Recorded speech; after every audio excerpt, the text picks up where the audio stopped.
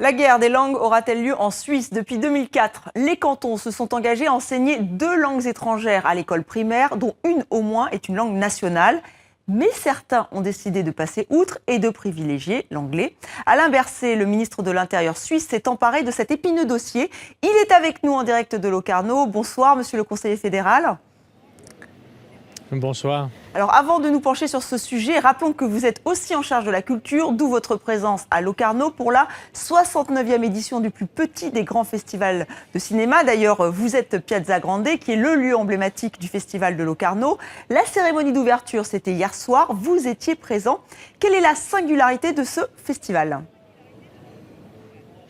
Oh, la principale singularité, c'est précisément cette Piazza Grande qui est derrière moi. C'est, vous l'avez dit, le plus grand ou le plus petit des grands festivals, j'allais dire, fondé en 1946, la même année que le Festival de Cannes, quelques mois avant le Festival de Cannes en réalité, et avec cette piazza qui accueille tous les soirs 8 à 9 000 personnes pour regarder des films sur le plus grand écran que j'ai jamais vu de ma vie, sous les étoiles, donc, enfin quand il fait beau en tout cas, donc c'est magnifique. Et est-ce qu'il a vraiment une importance au niveau du cinéma mondial ? Oui, je crois qu'il a une importance. Vous savez, c'est un festival il y a beaucoup de réalisateurs qui se retrouvent ici, de producteurs. Il y a aussi beaucoup d'événements en marge du festival, de rencontres. C'est aussi pour la politique culturelle suisse un lieu très important. Et on est ici au Tessin, dans la partie italophone de la Suisse, au sud des Alpes. Et cet événement ici est un événement marquant pour le Tessin, pour toute la Suisse, mais avec une résonance internationale très forte. Alors Jean-Luc Godard a eu cette boutade. Il n'y a pas de cinéma suisse. Qu'en pensez-vous ? Alors écoutez, je pense qu'on peut longtemps discuter là-dessus. Ce qu'on peut en tout cas comprendre là, c'est que le cinéma suisse est un cinéma très ouvert et qu'en réalité, aujourd'hui, encore plus qu'auparavant, il y a besoin de collaboration, de coordination, de coproduction avec l'étranger. C'est la raison pour laquelle j'ai annoncé ce matin, au nom du Conseil fédéral, que nous souhaitons renforcer les efforts pour la promotion du cinéma en Suisse et du cinéma suisse, donc aussi des coproductions avec l'étranger. Et nous avons, je crois, des coproductions importantes aussi avec la France, avec le Canada, avec l'Allemagne, les pays qui nous entourent. Vous savez, Ma vie de courgette, qui a eu un immense succès à la quinzaine des réalisateurs à Cannes, est un film majoritairement suisse. Nous avons des réalisateurs qui sont aussi bien à l'aise en Suisse que dans d'autres pays dans le monde. Et je crois que c'est ça qui caractérise le cinéma suisse, c'est cette ouverture, cette capacité à travailler avec d'autres. Alors c'est vrai que la Suisse a été exclue des programmes de soutien européens médias en 2014. C'était compliqué, il fallait vraiment pallier cette absence de financement.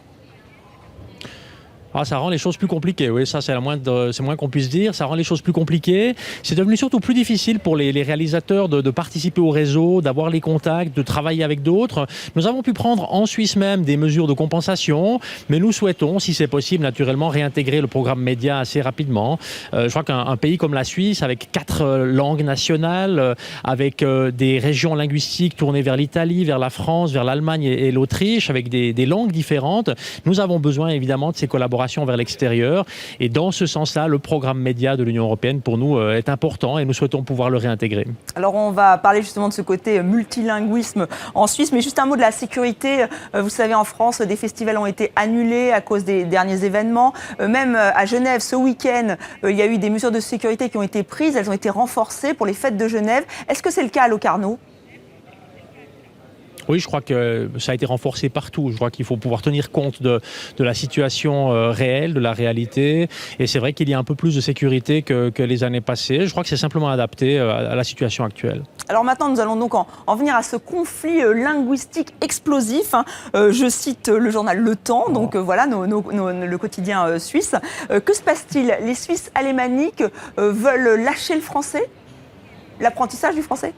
Non, c'est peut-être pas aussi... Vous savez, c'est pas une guerre, c'est pas un conflit, c'est une discussion que nous avons depuis longtemps en Suisse. La Suisse est un pays avec 4 langues nationales et c'est vrai que nous nous efforçons, avec l'allemand, le français, l'italien et aussi le romanche, nous nous efforçons de pouvoir nous comprendre toujours dans une langue nationale. Par exemple, au gouvernement, je suis membre du gouvernement suisse, on peut se parler dans n'importe laquelle des langues nationales et on sait que nos collègues vont comprendre. C'est la même chose au Parlement.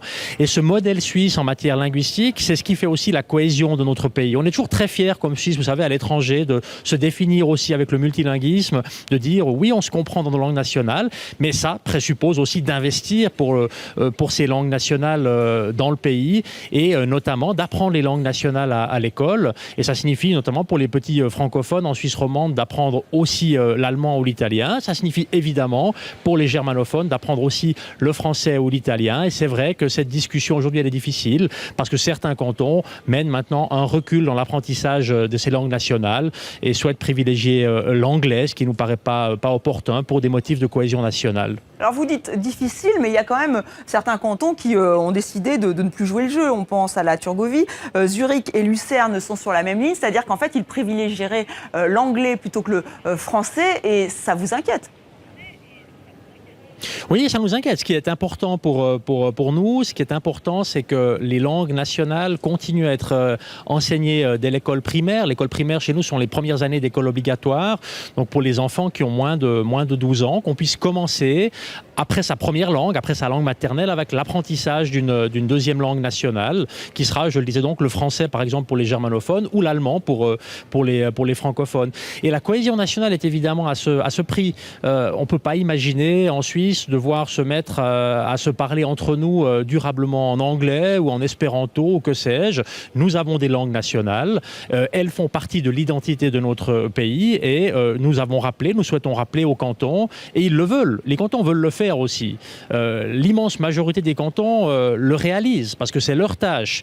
Et nous souhaitons rappeler à celles et ceux qui doutent de cette nécessité que c'est important pour l'ensemble du pays, que dans un pays fédéraliste, la Suisse est un pays fédéraliste avec 26 cantons, eh bien chaque canton, chaque région porte des responsabilités non seulement pour elle-même, mais aussi pour l'ensemble du pays.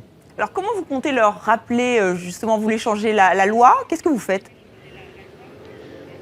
Oui, écoutez, ce qu'on prévoit de faire, c'est de soutenir précisément les cantons qui se sont mis d'accord pour l'enseignement des langues nationales dès l'école primaire, dès le début de l'école obligatoire. Nous souhaitons soutenir leurs solutions et si c'est nécessaire, cas échéant, nous avons préparé maintenant une modification de la loi, un projet de loi. Le débat commence. Aujourd'hui. On n'est pas encore au Parlement avec ce projet de loi. Peut-être que ça n'ira même jamais jusque-là. Mais nous souhaitons, sur le plan national, rappeler l'importance des langues nationales pour notre pays et rappeler à chacun des cantons concernés qu'ils ont naturellement une responsabilité particulière dans ce dossier. Vous savez, le français dans notre pays, c'est une langue parlée par 20% des personnes en Suisse. C'est une langue importante, mais comme l'allemand l'est aussi en Suisse romande, nous devons continuer à soutenir, privilégier ce modèle suisse avec nos langues nationales. Mais est-ce que vous pouvez vraiment faire pression, si j'ose dire, sur les cantons, puisque comme vous l'avez dit, c'est leur tâche. Qu'est-ce que vous pouvez faire pour les inciter? Vous dites soutenir. Comment? Alors, écoutez, ce qu'on peut faire en dernier recours, c'est modifier la loi sur le plan fédéral et imposer l'apprentissage des langues nationales dès l'école primaire pour tous les cantons en Suisse. On peut aller jusque-là. On a cette possibilité-là. Si c'est nécessaire, nous sommes prêts à le faire. Je l'ai clairement indiqué à plusieurs reprises. Nous souhaitons néanmoins que les cantons se mettent d'accord et réalisent ce qu'ils ont eux-mêmes fixé. Ils se sont déjà arrangés en 2004. Ils ont confirmé en 2014 qu'ils souhaitaient véritablement enseigner les langues nationales dès l'école primaire. Il reste maintenant à ce que ça devienne réalité sur le terrain. Et donc, nous espérons que ce sera le cas. Si ce n'est pas le cas, la Confédération peut agir en modifiant une loi sur le plan national, sur le plan suisse, pour imposer l'apprentissage des langues nationales de l'école primaire dans l'ensemble du pays. Donc vous êtes prêt justement à changer cette loi, on l'a bien compris. Alors, on sent bien que c'est un dossier épineux. Et là, encore une fois, je reprends mes confrères suisses. Alors, pourquoi c'est aussi épineux? Parce que ça touche aux prérogatives des cantons ou est-ce que ça ça rappelle, ça souligne cette différence entre la Suisse alémanique et la Suisse romande?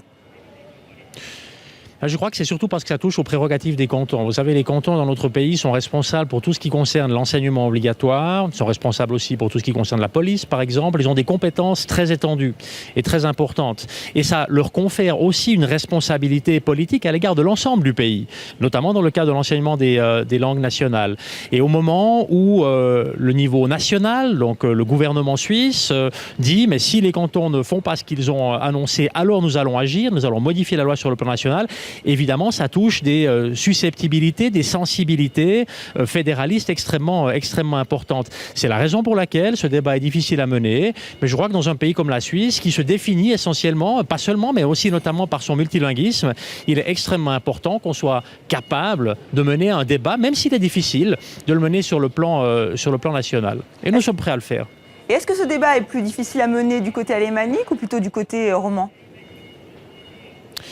Il est actuellement un peu plus difficile à mener du côté de la Suisse alémanique, évidemment, parce que c'est dans ces cantons, dans certains cantons de Suisse alémanique, que l'on a commencé à mettre en cause, à remettre en doute la nécessité de l'apprentissage des langues nationales à l'école primaire. Et c'est évidemment ces cantons-là, ou certains de ces cantons-là, qui se sentent le plus touchés par l'intervention du gouvernement fédéral avec le début de la discussion. Donc le sujet est actuellement plus sensible en Suisse alémanique, mais bon, écoutez, si on n'est pas en mesure de mener des débats, même difficiles, d'avoir des controverses, même compliquées. Alors, il ne faut pas faire de politique. Et notamment pas dans un pays multilingue, aussi complexe et diversifié que la Suisse. Alors, en me plongeant dans ce dossier, j'ai remarqué que certains éditorialistes suisses ironisaient sur l'usage de la langue, de l'allemand, côté roman. Qu'est-ce que vous leur répondez ? Est-ce que l'allemand est bien appris du côté roman ? Ah oui, je crois qu'on apprend, oui, effectivement, bien les langues nationales, notamment en Suisse romande. L'allemand est évidemment enseigné. Vous savez, moi, je suis francophone dans le gouvernement fédéral. Je m'exprime naturellement très régulièrement dans les débats en allemand. Et je crois que c'est ça, ce modèle suisse. C'est la capacité à apprendre l'allemand. Il ne suffit pas de l'apprendre à l'école. Il faut être très clair avec ça. Il ne suffit pas de faire des cours ou d'avoir des enseignements à l'école primaire pour savoir parler une autre langue. L'allemand est une langue compliquée pour les francophones, de la même manière d'ailleurs que le français est une langue compliquée pour les germanophones. Mais il faut commencer là. Il faut commencer avec cette sensibilisation dès l'école primaire. C'est pas qu'un moyen de communication, une langue.